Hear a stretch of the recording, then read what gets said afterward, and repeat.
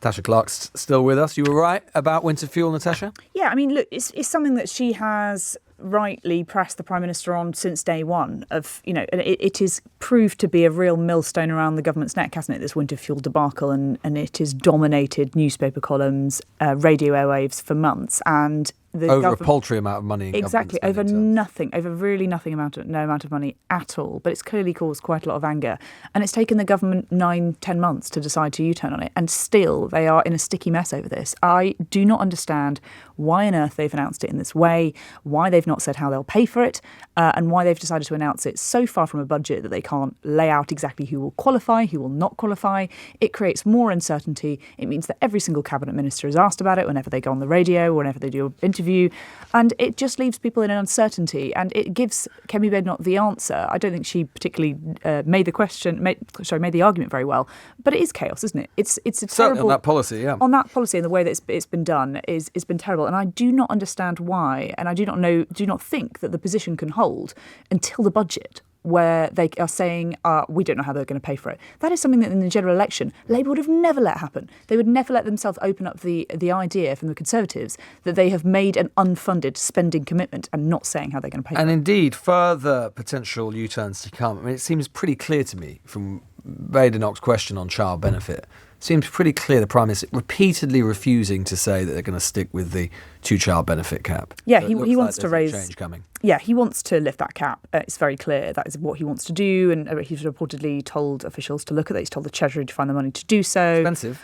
It's expensive, but it doesn't quite fit with his narrative on welfare, which has been that we need to stop spending quite so much money on welfare. It's the system's unsustainable, but also a lot of talking about fairness that you've heard from the Prime Minister in terms of talking about these welfare changes. That so unpopular with Labour MPs, though. Very unpopular. And that's what he is absolutely having to weigh up. He is having to weigh up the decision whether this is popular with the public at large. It is very popular to keep the two-child benefit with most voters, especially sort of more of the right-wing voters, but generally Labour voters support this policy too.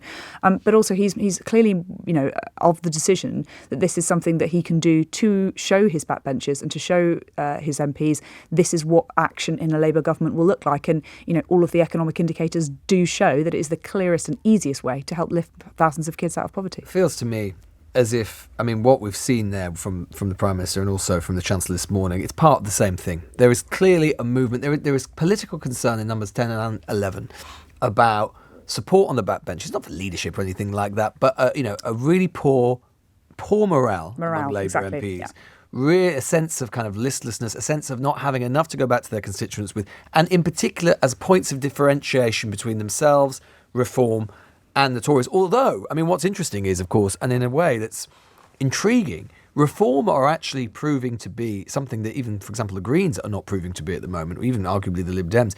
They're actually pulling Labour in some respects to the left on certain matters, including two-child benefit. As Farage has undergone this continuing transfiguration on matters around economics, trying to appeal to more statist, socially conservative voters in the Red Wall in particular, moving away from sort of libertarian Thatcherite economics on things like two-child benefit, and he's taking the Labour Party with him. Yeah. Absolutely. It's never something I thought that we'd see, a Reform Party. Nigel Farage, defender of the welfare state. Yeah, and equally, never before did I think that Rachel Reeves would stand up and accuse Nigel Farage of fantasy economics and, refusing to have the money to pay for all of these things at the same time as she's making an argument to make another unfunded spending commitment. And that is an error on her behalf, and she should not have done so, in my opinion.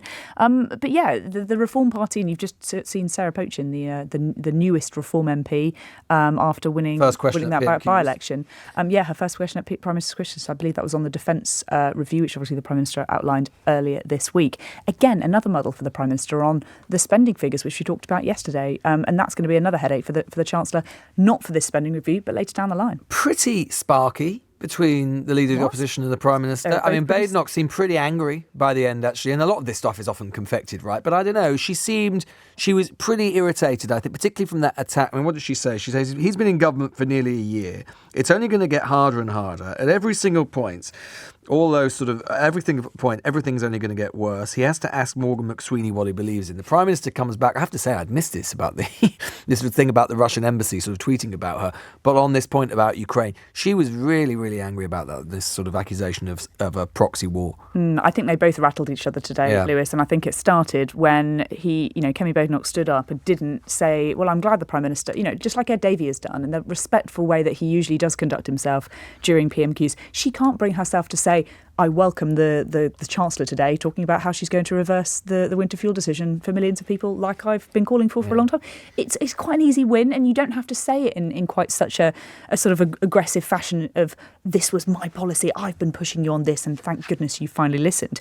But equally, the Prime Minister sort of responded to her in an incredibly patronising tone from the start. I'm glad she's caught up with the news. Actually, she's clearly been scrolling through social media rather than looking through what's actually happened overnight. I thought that was quite funny. I mean, it was quite funny. Rare bit of, actually, I mean, it's not every day Starmer makes a joke you actually laugh at. No, it's true. So we should give him some credit. I'm afraid I don't personally find Keir Starmer that much of a funny man. I don't think that's that controversial. It isn't. I don't think that. You know what? I don't think anyone think that the BBC comedy department's going to be ringing him up anytime soon if they've got such a thing. But I don't know whether this patronising-esque tone really works. But equally, clearly, it rattles her. But I think equally, she really rocked him. I tell you what I think her problem is, Natasha. I don't know what you think. I just think she so often exhibits the hallmarks of so much of what I think the right is these days, which is they're too online.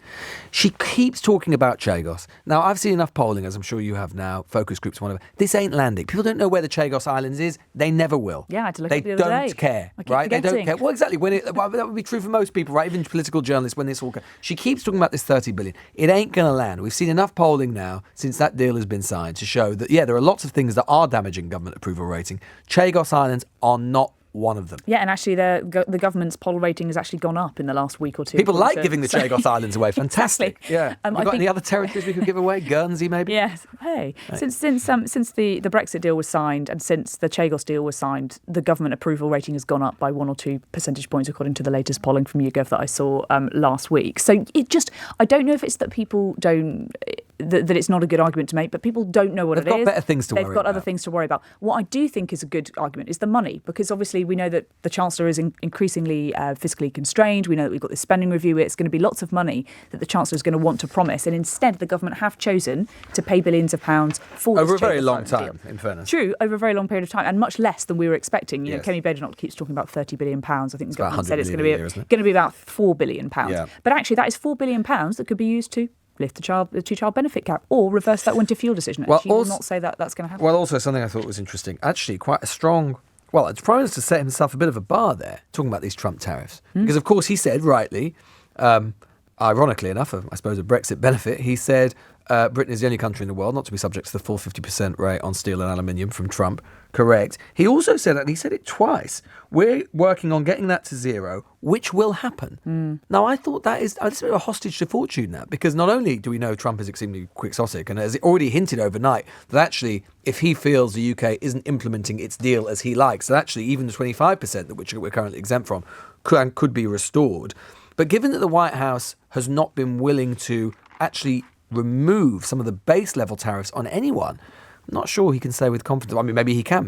Probably, I'm sure he knows a lot more than we do about that he thinks something might be coming. But it's an interesting potential hostage to fortune. Yeah, I don't think anything with Donald Trump is certain, is it? Indeed not. So it's tricky to say we will implement this deal, we will get those tariffs down to zero. We are obviously relying on the goodwill of the US president to do so. But, Ed Davey, repeatedly we see pressing the Prime Minister on the issue of Donald Trump. He's the only real political party leader that really sees a political opportunity in this one, accusing the US President of messing us around, saying, does he share my fear that nothing will stop him from doing so? I think people probably do feel a bit messed around by this. I don't think Donald Trump will ever recover. He's lost Ed Davey. Sad, isn't it? But I think a lot of people will resonate with this feeling that we signed this apparently historic US trade deal with the US a month ago, yet we're still seeing tariffs go and put on our steel industry.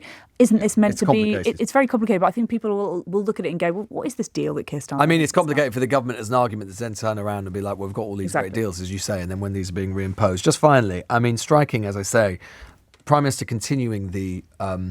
sort of the intensification of his words and his rhetoric with regards to Israel. Starting to say things, and I know lots of people listening to this will say, well, that's too little too late and it's just words. But talking about what's going on in Israel that he wasn't even a month or so ago, talking about dark days, recent Israeli actions being appalling and intolerable. Yeah, and I think, you saw that with David Lammy in the House of Commons, sort of when he, announced those changes to the Israeli suspending the trade deal and talking about specific sanctions on Israel as a result of what's been going on. There has been a huge step change in government rhetoric towards Israel in the last couple of weeks. It's been a slippery slope to get to this point. It's not all come overnight, but obviously, calling it dark days, saying that Israel's actions are appalling and counterproductive. We oppose them. We're trying to do all we can to get the aid in. There are a lot of backbenchers still saying you need to go further, you need to do more, you need to go further and faster and do more to try and do this. But I think, for Keir Starmer, this is a big step in that direction, the direction that a lot of MPs want to see him going. But they do say he should be going even further. Well, that was fun. Always good to be with you at Prime Minister's Questions, Natasha. Am I nice as you and James's? Do I give you a... Do I get you a little prize or something, or get me a prize if you like, for getting it right? Yeah, Does James get you something? Is there a box I can put a quid in? It's just sort of my reputation on the line every week. Well, that is difficult. It's quite hard. It's intact. Our loyal listeners do usually like to send a text when they tell me that I've got it terribly wrong and I'm awful and equally the same when we get it right. You say, oh, fantastic, you've got it right. So. Well, don't do that, listeners. Don't tell. Well, I mean, no, it's nice. I quite like if anybody is. You like being offended? No, I just like somebody giving me some regular honest feedback. Yeah. Well, honest feedback. I think we can rely on LBC listeners for that. I think I'll give myself a point for that. Oh, you can give yourself a point. Yeah. Well, that sounds marking reasonable. my own homework. That's pathetic. Natasha Clark there, LBC political editor.